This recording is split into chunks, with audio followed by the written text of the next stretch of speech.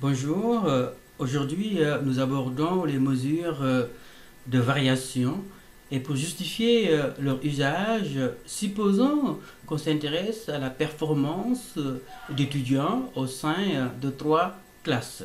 Vous avez les scores du groupe A, ceux du groupe B et les scores du groupe C. Alors pour chacune des trois distributions, nous pouvons résumer les scores en termes de notes par une seule statistique, précisément la moyenne qui est ici de 110. Donc une seule statistique qui résume les 8 notes pour chacune des trois distributions. Alors ici, est-ce que la moyenne est suffisamment informative pour aider à décrire, comparer les trois distributions? Question. Réponse, clairement non. Elle ne discrimine pas suffisamment les trois distributions dont nous savons qu'elles sont foncièrement différentes. En l'occurrence, les scores du groupe A sont assez proches les uns des autres et tournent autour de la tendance centrale qui est la moyenne. L'écart entre le score minimal 64 et le score maximal 82 étant faible. Comparativement aux scores du groupe C, qui sont assez dispersés les uns par rapport aux autres et par rapport à la tendance centrale, l'écart entre le score maximal 101 et le score minimal 34 étant élevé. Et le groupe B se situe quelque part entre le groupe A et le groupe C. Et donc intuitivement, nous avons l'impression que le groupe C est plus hétérogène, c'est-à-dire démontre plus de variabilité.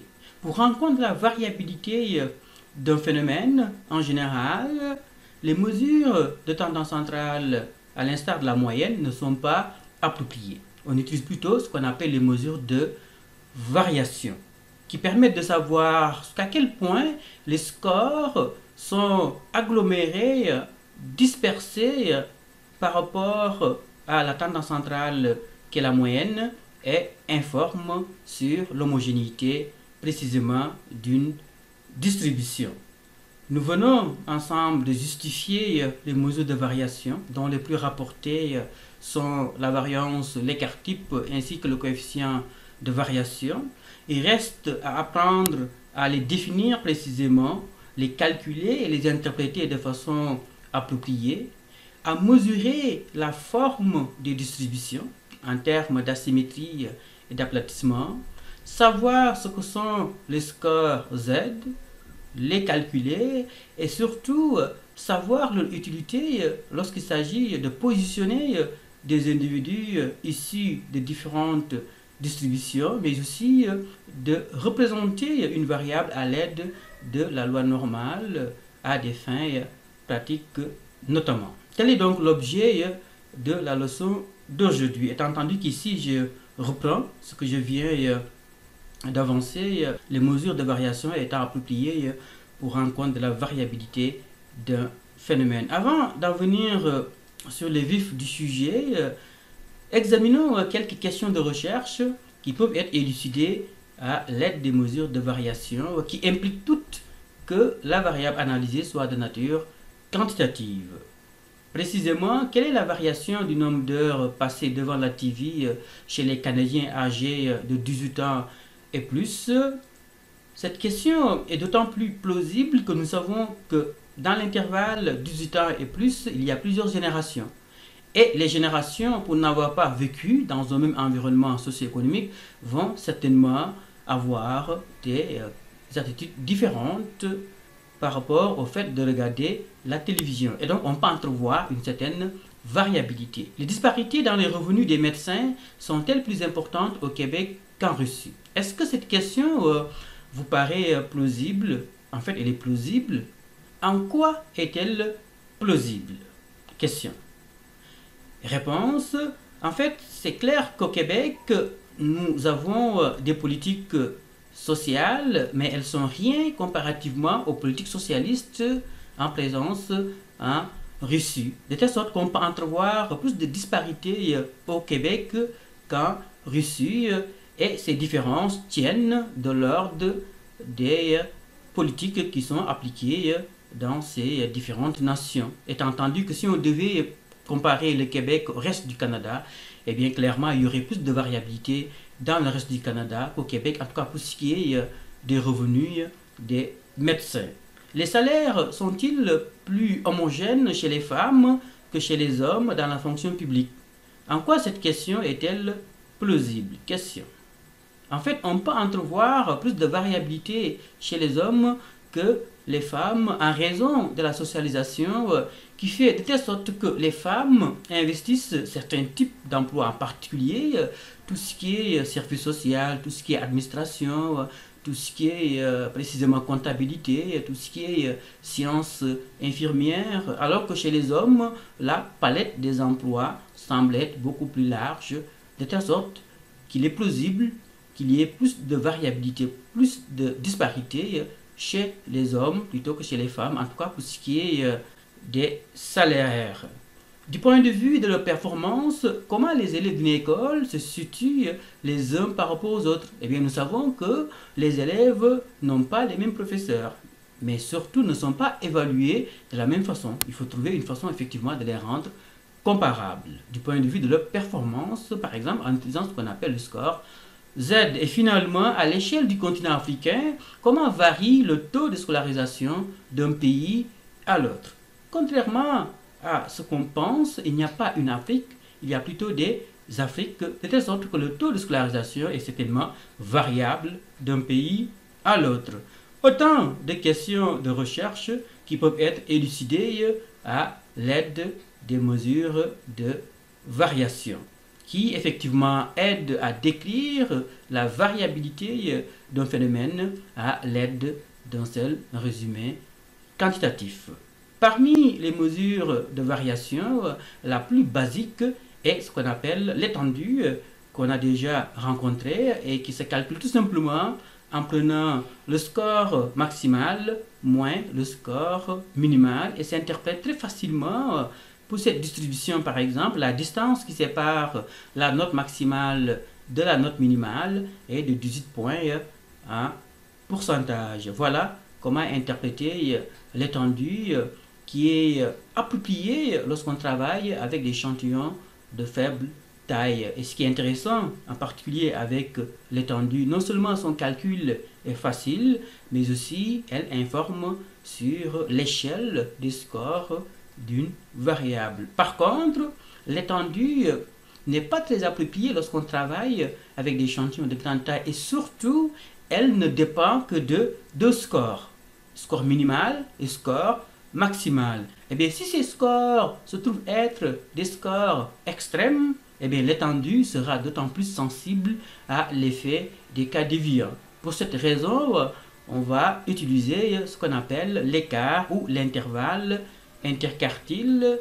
qui réfère à la moitié centrale autour de la médiane d'une distribution. Précisément, l'intervalle ou l'écart interquartile se calcule en prenant le quartile 3 moins le quartile 1. Alors prenons un exemple, celui de tout à l'heure du groupe A en termes de notes. Pour calculer les quartiles 1 et 3, on cherche d'abord à déterminer le score médian. Donc ici, le score médian, c'est le score 69. Ensuite, intéressons-nous à la première moitié de la distribution, incluant le score médian. Calculons maintenant la médiane de la première moitié, de façon à obtenir le quartile 1. Et donc le quartile 1 n'est rien d'autre que la médiane de la première moitié d'une distribution. Ici, on obtient un quartile 1 égal à 67.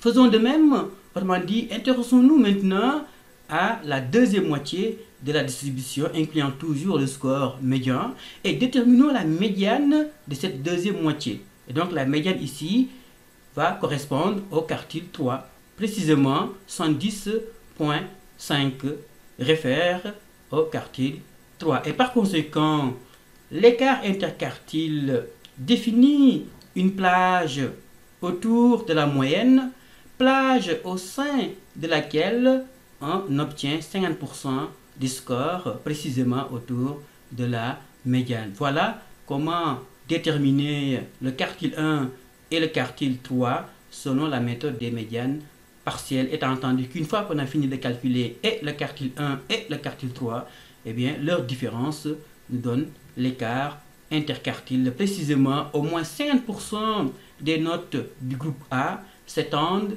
de 67 à 70,5, soit un écart interquartile de 3,5 point de pourcentage. Mais voilà comment calculer l'intervalle interquartile qui est particulièrement approprié en situation d'asymétrie. Pourquoi? Réponse, parce que l'écart interquartile repose sur les quartiles 1 et les quartiles 3.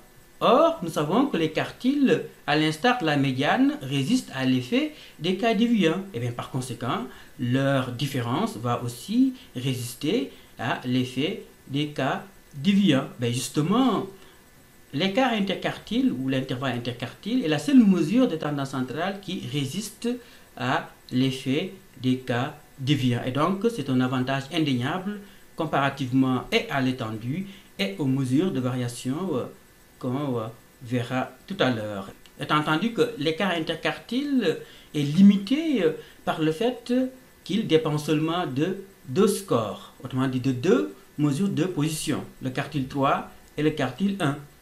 Et donc, il n'informe pas sur le reste des scores d'une distribution.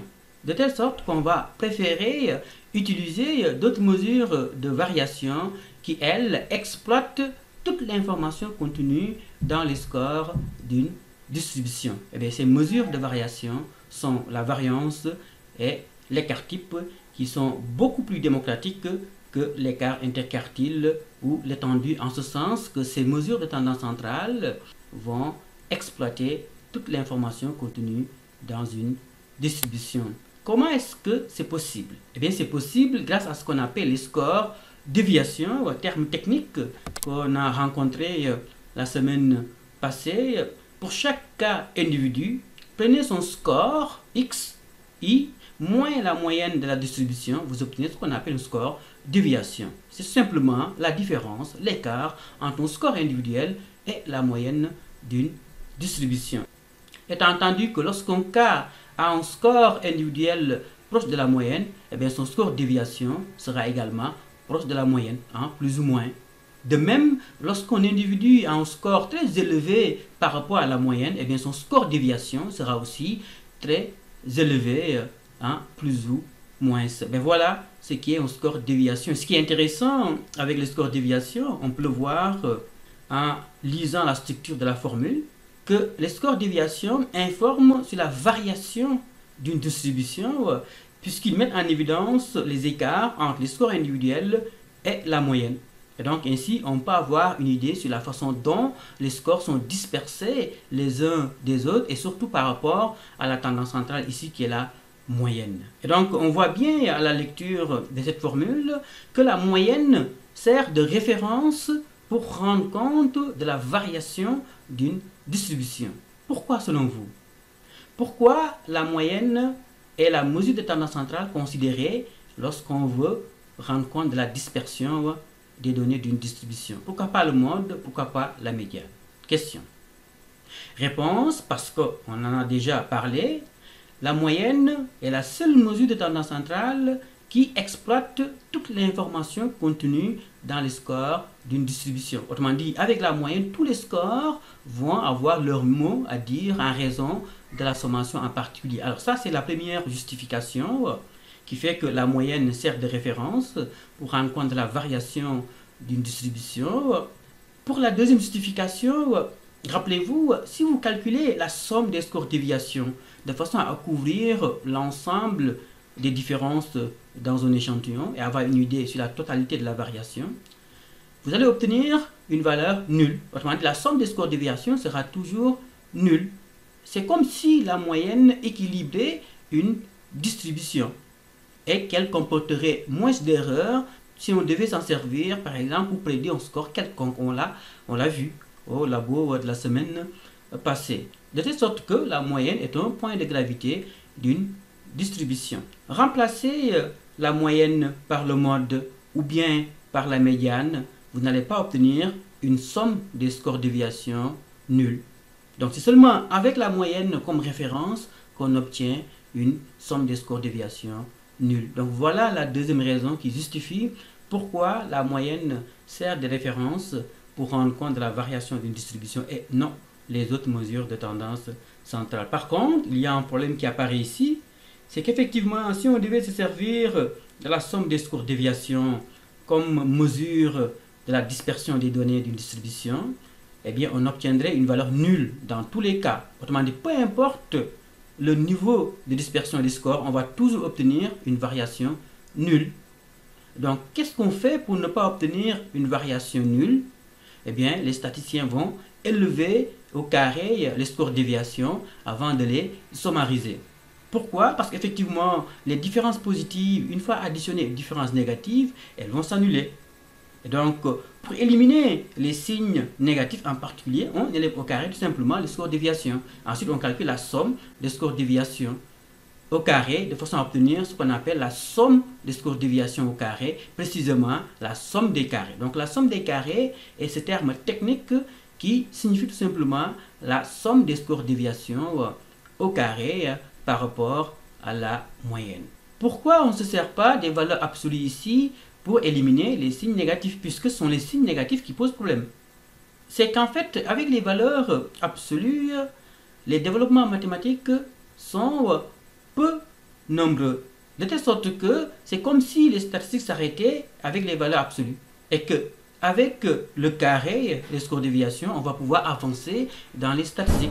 Nous le verrons lorsque nous aborderons l'analyse de variance qui repose essentiellement sur la somme des carrés.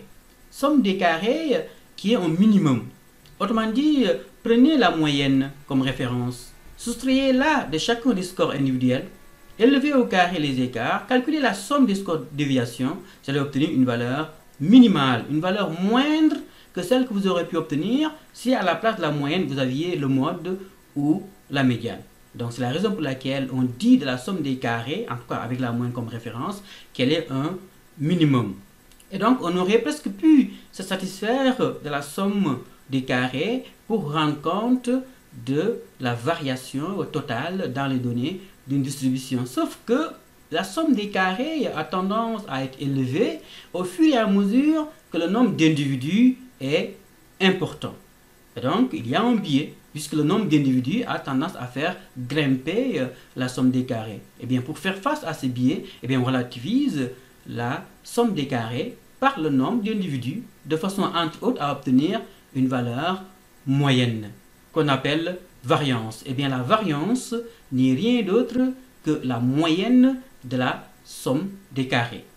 Précisément, la variance est une variation moyenne, tout simplement.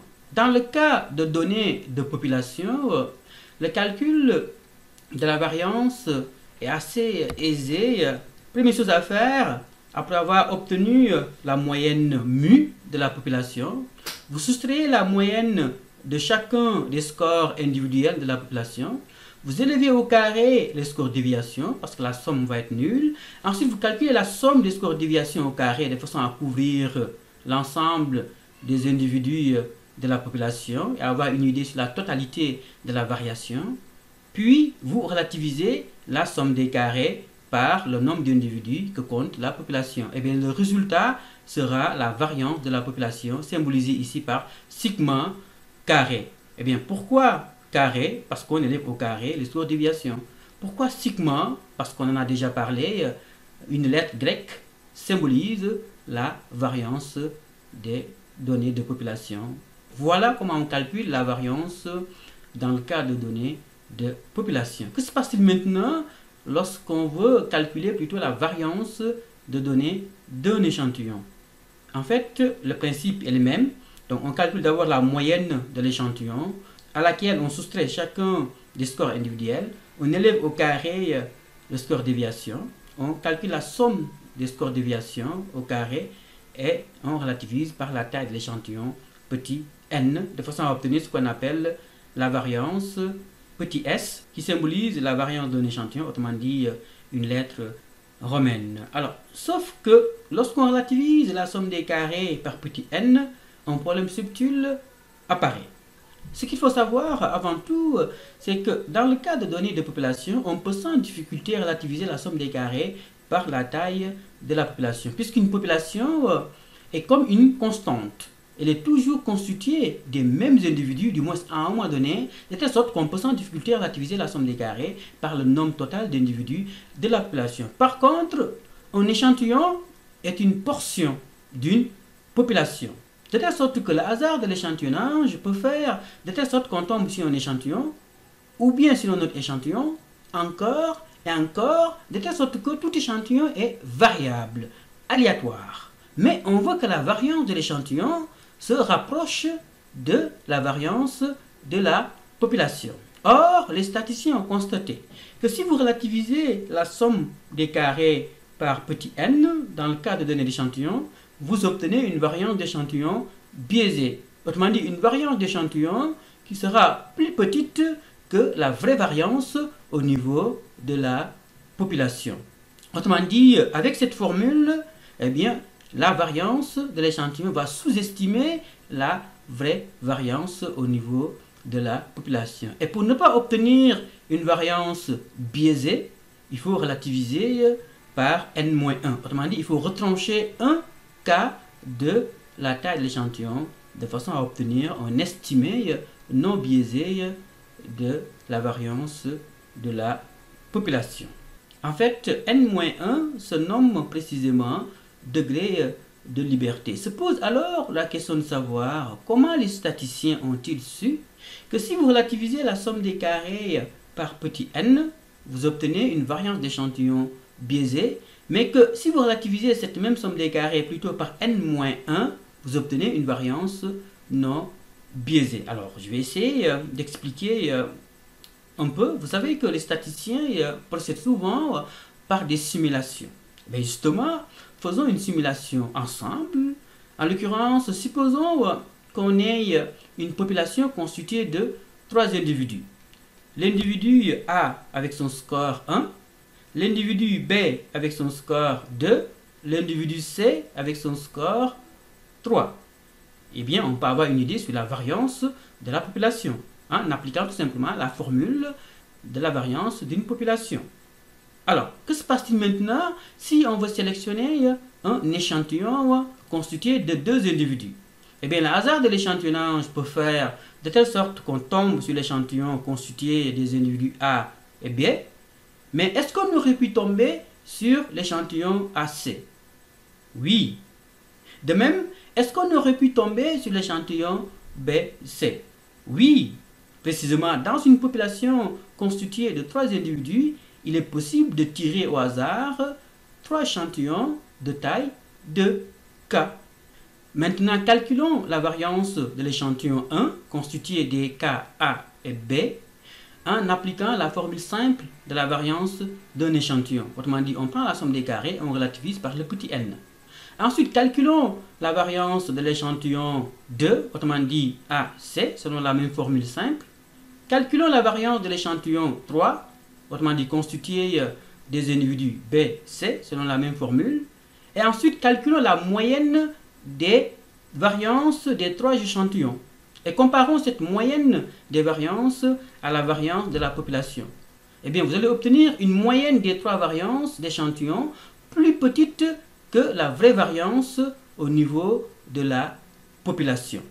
De telle sorte que, avec la formule simple, on obtient une variance d'échantillon qui sous-estime la vraie variance. De même, appliquons maintenant la formule corrigée de la variance d'un échantillon. Autrement dit, somme des carrés divisé par n-1. Autrement dit, retranchons un cas de la taille de l'échantillon et calculons la variance de l'échantillon 1, ensuite la variance de l'échantillon 2 et enfin la variance de l'échantillon 3. Calculons la moyenne des variances des 3 échantillons et comparons-la avec la variance de la population. Eh bien, on obtient une moyenne des 3 variances proche de la vraie variance au niveau de la population. De telle sorte que, avec la formule corrigée de la variance d'un échantillon, on obtient une variance d'échantillon proche de la variance de la population. Voilà comment les statisticiens ont su que si vous relativisez la somme des carrés seulement par petit n, vous obtenez une variance d'échantillon biaisée, mais que si vous retranchez un quart de la taille de l'échantillon, vous obtenez une variance d'échantillon non biaisée, autrement dit qui va se rapprocher d'autant plus de celle de la population. C'est qu'ils vont imaginer tout simplement reproduire tous les échantillons possibles de façon à avoir une idée sur la moyenne des variances de ces échantillons et la comparer à la vraie variance au niveau de la population. Reste maintenant à savoir pourquoi retrancher un cas en particulier de la taille de l'échantillon, étant entendu que n-1 se nomme degré de liberté. Alors on va essayer d'expliquer mathématiquement parlant pourquoi retrancher un cas. Supposons qu'on ait un échantillon constitué de 3 cas.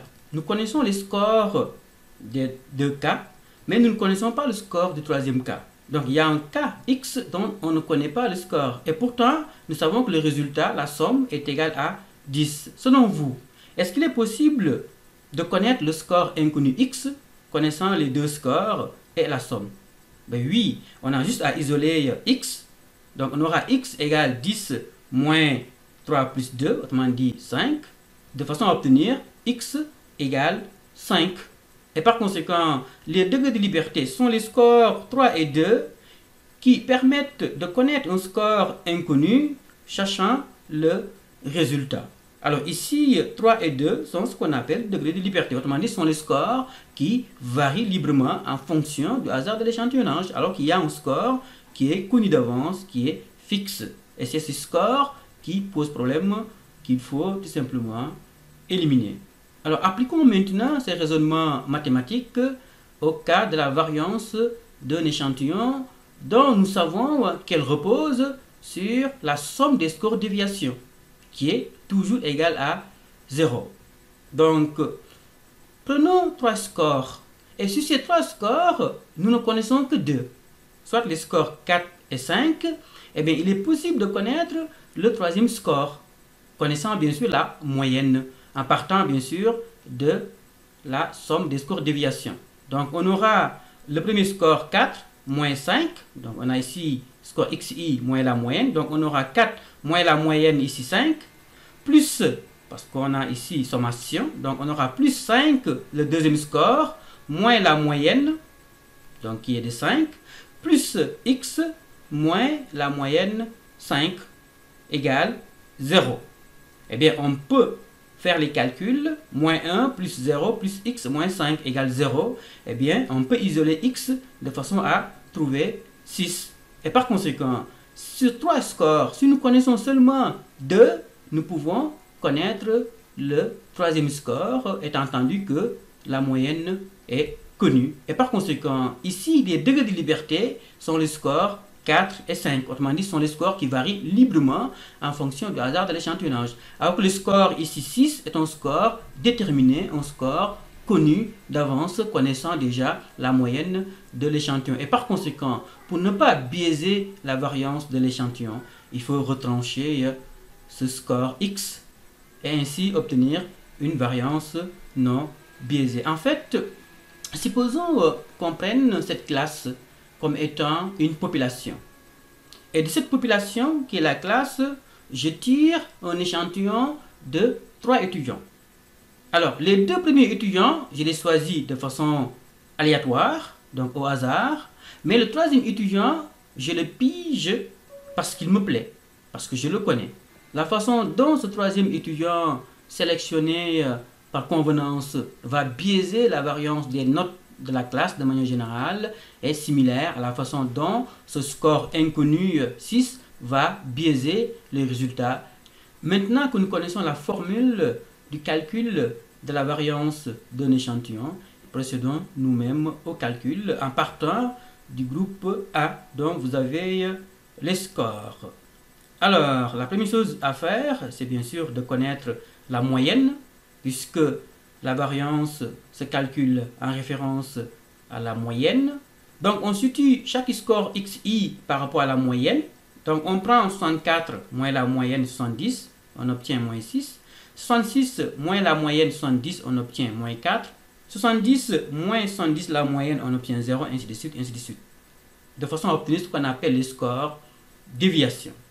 Alors, pour avoir une idée sur la totalité de la variation dans les données de l'échantillon, il faut calculer la somme. Sauf que la somme des scores déviation sera toujours nulle. Pour ne pas obtenir une valeur nulle, qu'est-ce qu'on fait?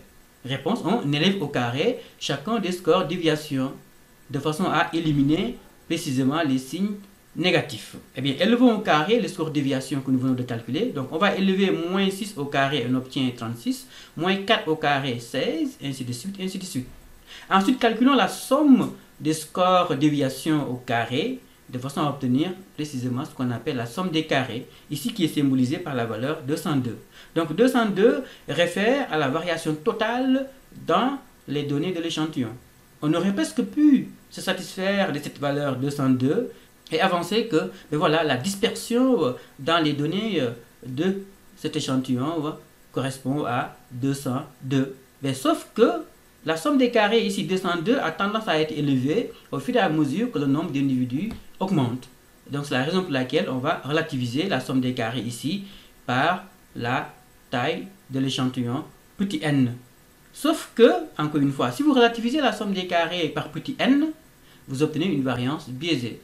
Et pour ne pas obtenir une variance biaisée, on retranche un cas de la taille de l'échantillon. Donc ici, l'échantillon étant constitué de 7 cas, donc moins 1, on obtient le nombre de degrés de liberté.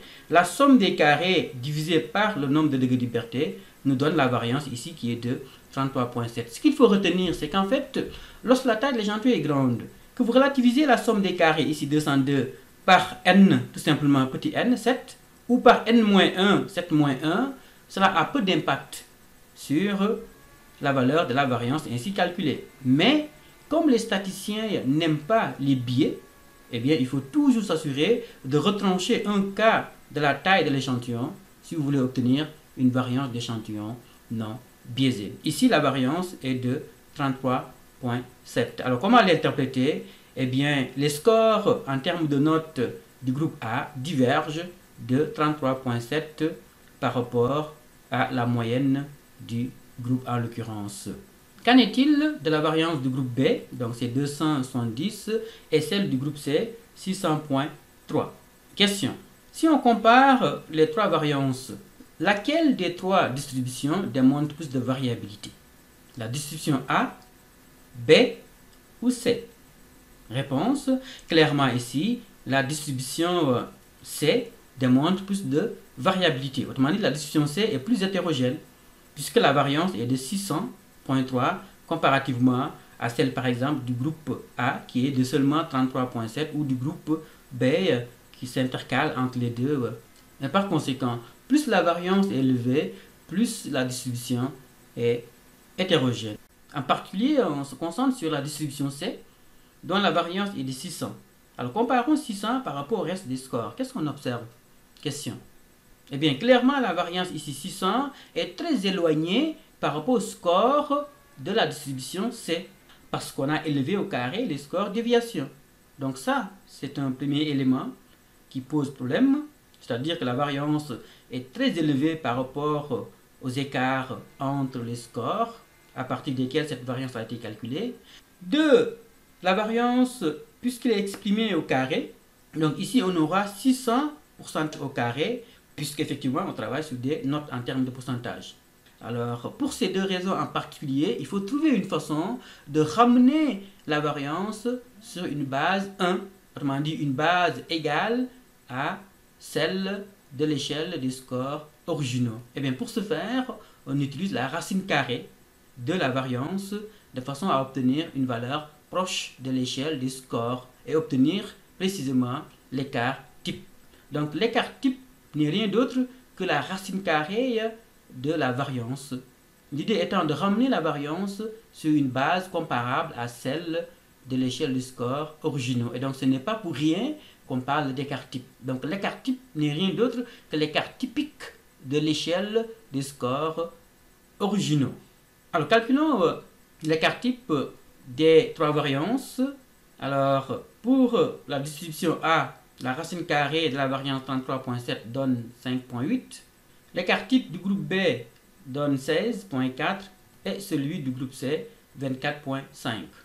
Si on compare les écarts types des trois distributions, laquelle des trois distributions démontre plus de variabilité? Question. Réponse, eh bien clairement ici, la distribution C démontre plus de variabilité, puisque l'écart type est de 24,5.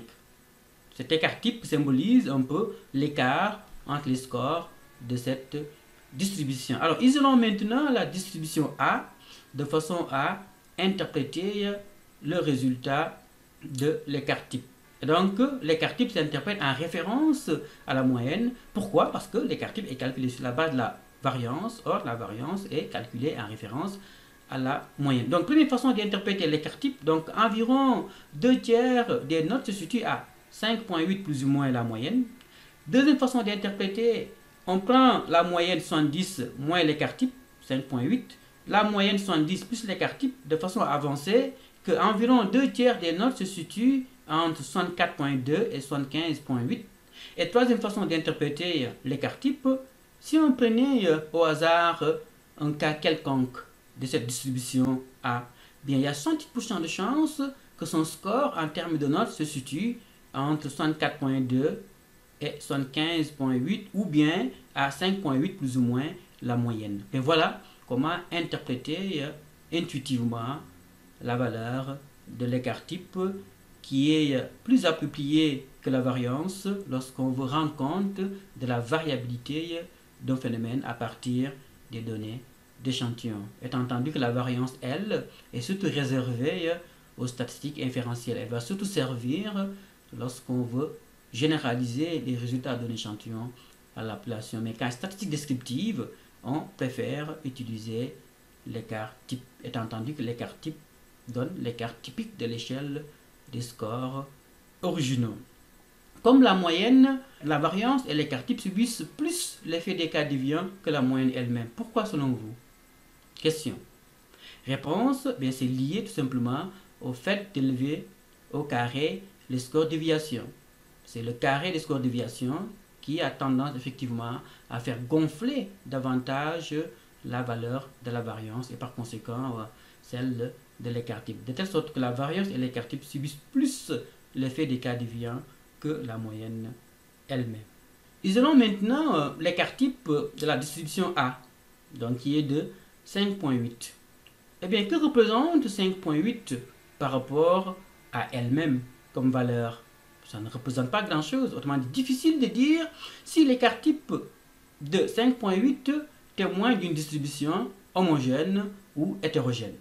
Donc, c'est la raison pour laquelle, pour mieux interpréter l'écart type, eh bien, on va le comparer à la moyenne sur une base 100 de façon à obtenir ce qu'on appelle le coefficient de variation. Donc, il se calcule en prenant l'écart type divisé par la moyenne multiplié par 100. Ce qui est intéressant, c'est que le résultat qui en résulte peut nous donner une idée sur le degré d'homogénéité d'une distribution.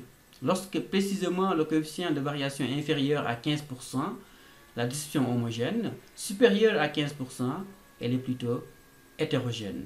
Et donc, plus la valeur du coefficient de variation est élevée, plus la distribution est hétérogène. Par conséquent, le coefficient de variation est particulièrement approprié lorsqu'on veut comparer des écarts types issus de distributions qui ne sont pas mesurées avec la même unité de mesure. L'exemple est donné de cet exercice éclair où l'on désire comparer les revenus des médecins de la Russie à ceux du Québec. Alors, en Russie, le revenu moyen des médecins tourne autour de 1623 roubles et l'écart type 65 roubles. Au Québec, le revenu moyen est plutôt de 115 600 dollars et l'écart type 20 567 dollars.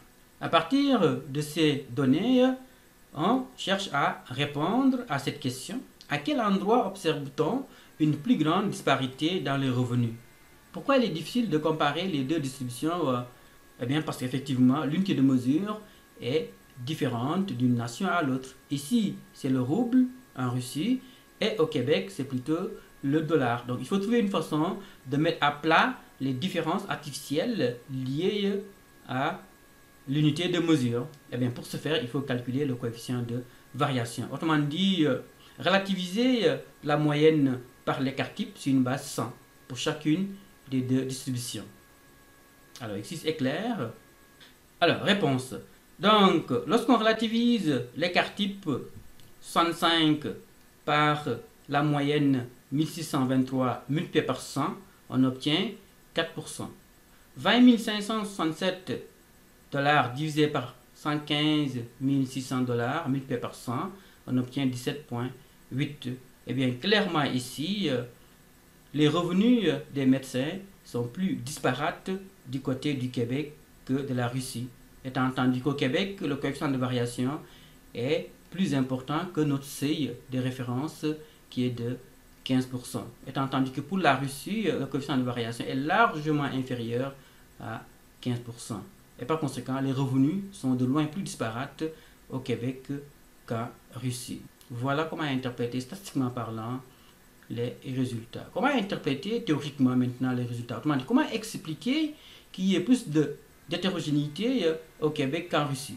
Eh bien, on en a déjà parlé au début du cours. Mais cela s'explique par les différences dans les politiques qui sont appliquées. Au Québec, on a certes des politiques sociales, mais en Russie, on a plutôt des politiques socialistes.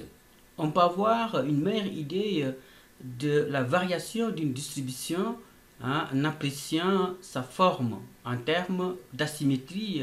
En particulier, une première façon de faire consiste à observer visuellement la symétrie, mais il faut surtout chercher à la mesurer précisément. En l'occurrence, ici, vous avez une distribution qui n'est pas symétrique, elle est plutôt asymétrique. Est-ce qu'elle est asymétrique positive ou négative? Question. Donc ici, on est en présence d'une asymétrie positive. On en a déjà parlé. Justement, en situation d'asymétrie positive, la moyenne sera plus élevée que la médiane. Autrement dit, la médiane va résister à l'effet de score élevé, alors que la moyenne va suivre l'effet imposé par ces scores élevés. De telle sorte qu'on peut mesurer le degré d'asymétrie de cette distribution en prenant tout simplement la moyenne moins la médiane. Donc l'écart nous informe sur le degré d'asymétrie d'une distribution. Par contre, regardons ce qui se passe ici. Ici, nous avons un écart type très grand. Et clairement, dans ce genre de situation, eh bien, l'écart entre la moyenne et la médiane sera d'autant plus grand. Et donc c'est la raison pour laquelle il faut tenir compte effectivement de l'écart type de la distribution, de façon à avoir une idée effectivement du degré d'asymétrie d'une distribution. On aurait presque pu se satisfaire de cette formule, mais il nous faut une base de comparaison. Autrement dit, il faut définir l'intervalle des coefficients d'asymétrie.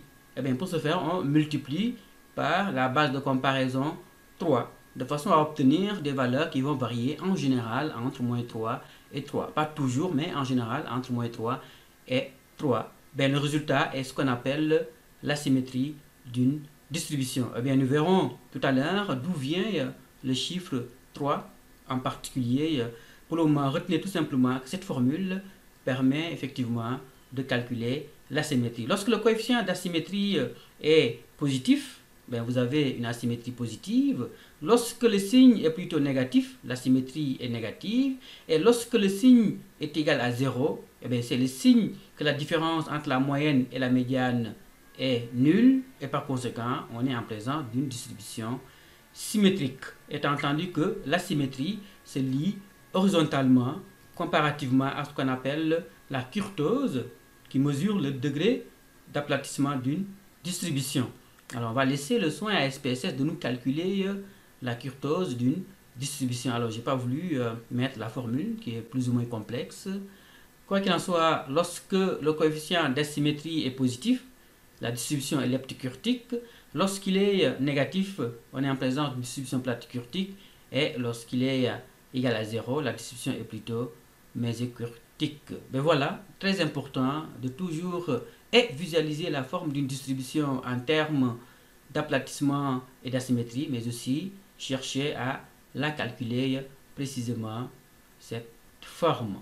On peut se servir de la moyenne et de l'écart type pour positionner des individus et les comparer à d'autres individus relevant d'autres distributions. L'exemple est donné ici de cette mise en situation où l'on désire comparer deux étudiants par rapport à leurs notes, en particulier Bill et Hilary. Alors, si on devait se référer à leur note absolue, lequel des deux étudiants performe mieux? Question. Réponse, évidemment, si on devait se référer à leur note absolue, Bill performerait mieux que Hilary. Que se passe-t-il maintenant si on tient compte de la moyenne et de l'écart type du groupe respectif de ces deux étudiants? Eh bien, les choses peuvent changer tout simplement. Autrement dit, calculons l'écart entre chaque note et la moyenne du groupe et réduisons l'écart par l'écart type de façon à obtenir ces résultats. Donc, on prend 87 moins la moyenne 81 divisé par 6. Vous avez ce qu'on appelle le score Z de Bill. On prend 83 moins la moyenne 76 divisé par l'écart type 4 et vous avez le score Z de Hilary. Mais voilà ce qu'on appelle le score standardisé. C'est des scores effectivement qui sont obtenus en calculant l'écart entre chaque score XI et la moyenne et en relativisant cet écart par l'écart type. En l'occurrence, ici on obtient 1 pour Bill et 1,75 pour Hilary. Alors comment interpréter ces scores Z? On va se concentrer d'abord sur le score Z de Bill. Le score Z de Bill est précisément de 1. Que signifie ce score Z? Eh bien, cela signifie que la note de Bill se situe à un écart type au-dessus de la moyenne du groupe auquel appartient Bill précisément. Donc, un écart type au-dessus de la moyenne, donc on a 1 multiplié par l'écart type 6, ça donne 6. Donc 6 au-dessus de la moyenne, donc 6 plus 81 donne 87. Voilà pourquoi on interprète le score Z comme étant un écart type au-dessus de la moyenne du groupe. De même, pour ce qui est d'Hilary, son score Z est de 1,75. Quel sens faudrait-il accorder à ce score Z? Eh bien, ça signifie que la note d'Hilary se situe à 1,75 écart type au-dessus de la moyenne de son groupe. Donc, prenez 1,75 multiplié par l'écart type 4, vous obtenez 7. Prenez 7 plus la moyenne, vous obtenez 83. Et donc, la note de Bill 83 se situe à 7 au-dessus de la moyenne de son groupe. Et donc, clairement, si on tient compte de la moyenne et de l'écart type de leur groupe respectif, eh bien, Hilary performe mieux que Bill, même si sa note en valeur absolue est plus petite que celle de Bill. Mais voilà ce qu'on appelle score Z, qui se calcule tout simplement en prenant chaque score XI moins la moyenne divisé par l'écart type. Et vous obtenez le score Z. On consiste tout simplement à centrer chaque score par rapport à la moyenne et à réduire cette distance par l'écart type précisément. Et pour les scores en termes de notes du groupe A, on peut les convertir en score Z, connaissant la moyenne de ce groupe et l'écart type. Alors, on va situer chaque score par rapport à la moyenne, donc 64 moins la moyenne, et réduire l'écart par l'écart type 5,8. 66 moins la moyenne 70 divisé par l'écart type 5,8, et ainsi de suite, ainsi de suite. De façon à obtenir les scores Z individuels. Ce qui est intéressant, c'est que si vous calculez la moyenne des scores Z, vous obtenez 0, leur écart type 1. Par conséquent, les scores Z présentent des propriétés indéniables. Et ces propriétés sont d'une importance capitale en statistique, comme nous le verrons tout à l'heure. En attendant, faisons cet exercice éclair. Un employeur veut engager un étudiant pendant l'été. Il examine les dossiers de 4 étudiants pour embaucher les meilleurs. Doit-il se fier uniquement à la note absolue? Selon vous, question. Réponse. Clairement, l'employeur n'a pas intérêt à se fier aux notes absolues des 4 candidats. Pourquoi? Parce que ces 4 candidats proviennent probablement de programmes différents, proviennent d'universités différentes ou de classes différentes, mais aussi n'ont pas forcément les mêmes professeurs, de telle sorte que la notation sera certainement différente, dépendamment des contextes d'où proviennent ces 4 candidats. Et donc, il faut trouver une façon de mettre à plat les différences artificielles liées au système de notation. Et bien, pour ce faire, il faut calculer tout simplement les scores Z. Et bien, on va y aller. On va calculer le score Z de Jean en prenant sa note 85 moins la moyenne du groupe 75 divisé par l'écart type 10. On obtient 1. Pour Lise, on prend la note 76. On va la centrer par rapport à la moyenne 70 et réduire la distance par 3. on obtient 2. Chantal, 70 moins 100 divisé par 4, 2,5. Et finalement, Luc, 75 moins 80 divisé par 5, nous obtenons moins 1. Et par conséquent, chaque fois que la note d'un candidat se situe au-dessus de la moyenne du groupe, le score Z est positif. Et chaque fois que la note est plutôt inférieure à la moyenne du groupe, on obtient un score Z négatif. Et donc, quel est le candidat qui performe mieux? C'est clairement Chantal, puisque sa note se situe à 2,5, écart type au-dessus de la moyenne du groupe auquel elle appartient. Et donc, l'employeur gagnerait à engager Chantal. Elle semble être plus performante par rapport aux notes obtenues. Maintenant que nous savons calculer les scores Z, on va parler de leur avantage en termes d'utilité pratique. En fait, au Québec, jusque dans les années 70, on orientait les étudiants dans les universités en se référant à leurs notes obtenues au collège. Sauf qu'on s'était rendu compte que certains collèges avaient tendance à souffler leurs notes de façon à avantager leurs étudiants, alors que d'autres collèges jouaient le jeu.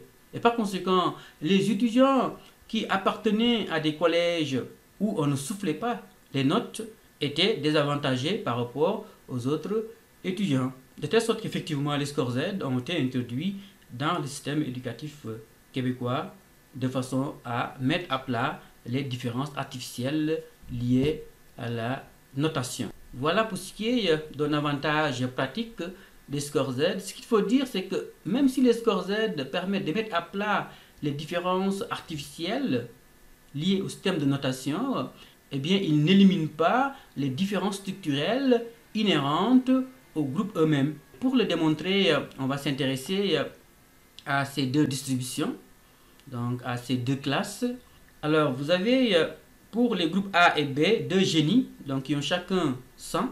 Ici, vous avez deux bons étudiants qui ont 80 chacun, deux étudiants moyens, 100 et 100, un étudiant faible appartenant au groupe A et un étudiant, disons, cancre, appartenant au groupe B.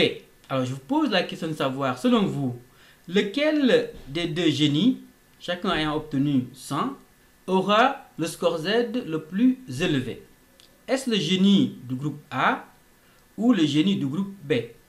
Pour répondre à cette question, partez de la formule des scores Z. Elle donne une indication sur la façon dont effectivement les scores Z vont se présenter, en tout cas pour ce qui est des deux génies. Réponse, eh bien clairement le génie qui appartient au groupe A va avoir un score Z plus élevé. Pourquoi? Alors, rappelez-vous que le score Z se calcule en prenant l'écart entre le score individuel et la moyenne et on divise l'écart par l'écart type. Et donc, l'écart type aussi est fondamental. Autrement dit, plus l'écart type est grand, eh bien, plus le score Z sera faible.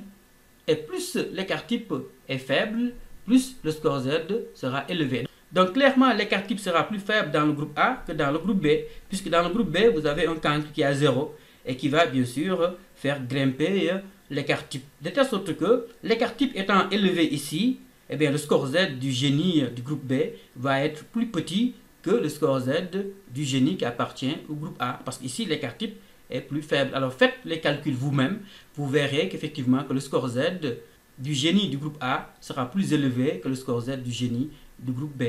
Et par conséquent, les scores Z ne permettent pas de mettre à nu les différences structurelles inhérentes au groupe eux-mêmes. C'est d'ailleurs la raison pour laquelle la cote R a été introduite dans le système éducatif québécois. Une façon tout simplement de tenir compte de ces limites liées au score Z. Parce que clairement, toutes les classes, tous les groupes ne sont pas comparables. De telle sorte qu'il est difficile de se fier au score Z pour rendre comparable la performance des étudiants au niveau de l'ensemble de la province du Québec. Il faut tenir compte de la force des groupes auxquels appartiennent les étudiants. Et c'est le sens de la cote R. Et donc la cote R n'est rien d'autre qu'une cote Z qui est ajustée, corrigée, en tenant compte de la force des groupes.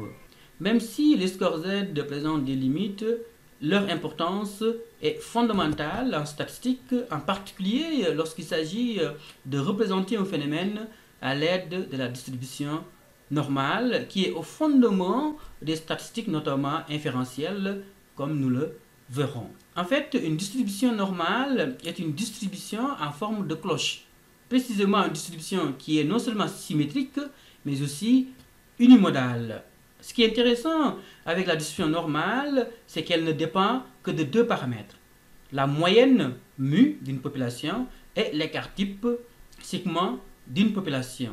De telle sorte qu'elle est symbolisée par la lettre n, n comme normale, qui dépend des paramètres mu, la moyenne, et l'écart type sigma. Et donc, connaissant seulement ces deux paramètres, on peut représenter un phénomène à l'aide de la distribution normale. Mais quel est le lien entre la loi normale et le score Z? Alors, supposons qu'on s'intéresse à deux variables, l'âge et le revenu. Eh bien, nous savons que ces deux variables ne sont pas mesurées avec la même unité de mesure. Et donc, difficile de les comparer. Et pourtant, il faut les rendre comparables de façon à pouvoir les représenter à l'aide d'une distribution normale.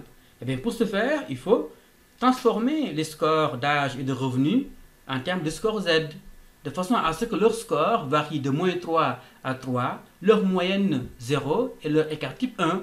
Ainsi, on peut effectivement rendre comparables les distributions de ces deux variables en utilisant ce qu'on appelle la distribution normale standardisée à l'aide des scores Z, ou centrée et réduite, c'est-à-dire centrer les scores par rapport à la moyenne et réduire par l'écart type, dont les paramètres sont les suivants. Donc c'est la distribution normale n de paramètres 0, c'est la moyenne des scores Z, 1, l'écart type des scores Z. Mais voilà l'intérêt des scores Z lorsqu'il s'agit effectivement de représenter un phénomène à l'aide de la loi normale. En fait, sans score Z, point de distribution normale. Et donc les scores Z sont fondamentaux lorsqu'il s'agit effectivement de mettre en application la distribution normale. Étant entendu que ce n'est pas parce qu'on transforme des scores X en scores Z qu'une distribution qui n'est pas normale à la base va devenir normale, on s'entend.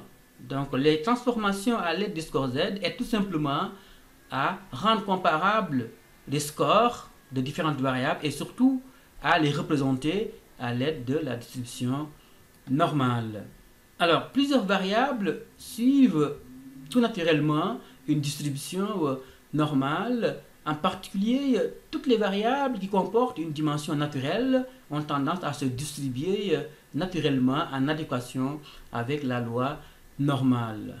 Précisément, aller sur une plage, recueillir des cailloux.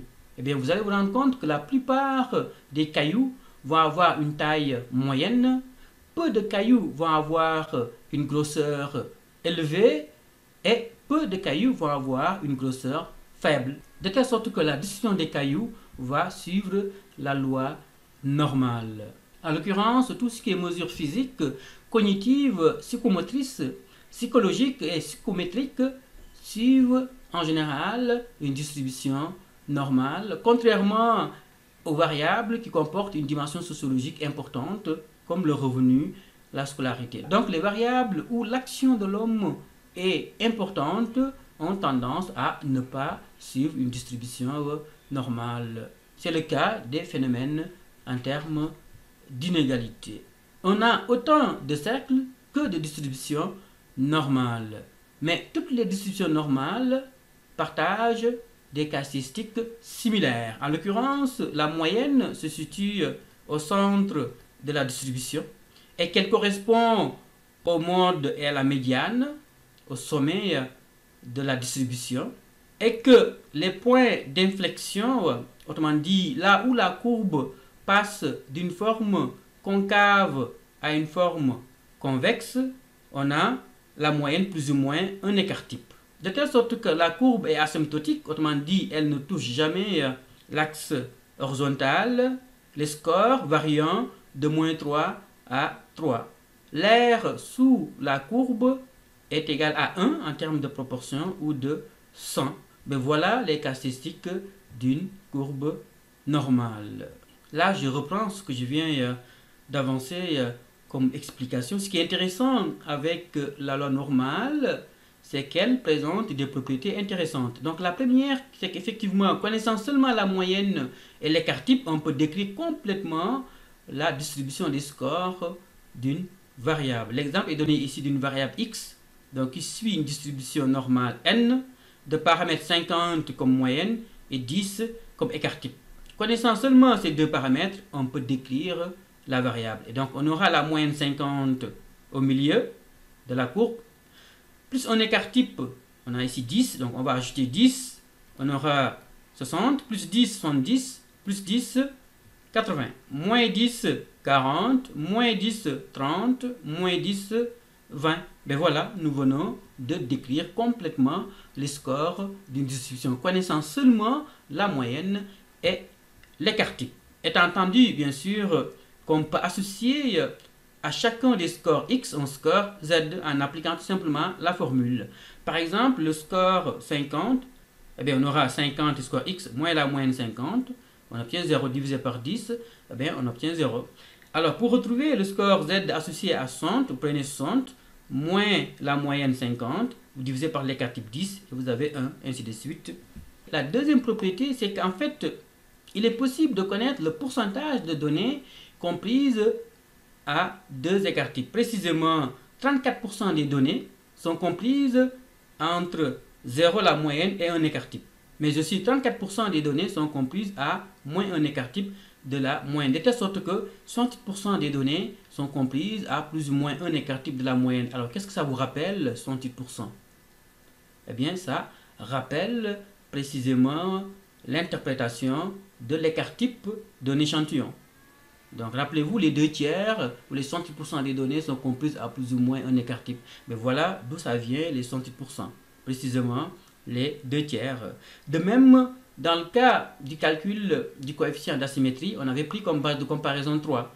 Eh bien, parce que dans le cas de la loi normale, les scores varient de moins 3 à 3 habituellement. Pas toujours, puisqu'ici, la courbe est asymptotique, on s'entend. Mais en général, ça varie de moins 3 à 3. Et donc, c'est la raison pour laquelle on avait pris 3 comme base de comparaison pour calculer le coefficient d'asymétrie. Alors, c'était juste une parenthèse. Alors, on va continuer. Il est possible aussi de connaître le pourcentage de données comprises entre un écart type et deux écarts types, c'est 14%, en plus, mais aussi en moins. De telle sorte que 95,4% des données vont être comprises à plus ou moins deux écarts types de la moyenne. Mais aussi, vous avez 2% comprises en deux écarts types et trois écarts types en plus ou moins, de telle sorte que 99,7% des données vont être comprises à plus ou moins trois écarts types de la moyenne d'une variable. Eh bien, retenez bien les pourcentages 68, 95 et 99 parce qu'ils vont revenir lorsque nous aborderons l'inférence statistique. Mais voilà ce qui est la deuxième propriété, la distribution normale. Et justement, en connaissant ces deux propriétés, il est possible de trouver une solution satisfaisante à un problème pratique. Simplement parce qu'on a postulé qu'une variable suit une distribution normale. L'exemple est donné ici d'un fabricant qui veut connaître le nombre de chaussures de pointure qu'il lui faut mettre sur le marché pour une population de 1000 jeunes. Évidemment, la première chose à faire, c'est de calculer la moyenne. J'obtiens 9, autrement dit la moyenne des pointures, 7, 8, 9, 10, 11. J'obtiens 9. Je calcule leur écart type des pointures, j'obtiens 1.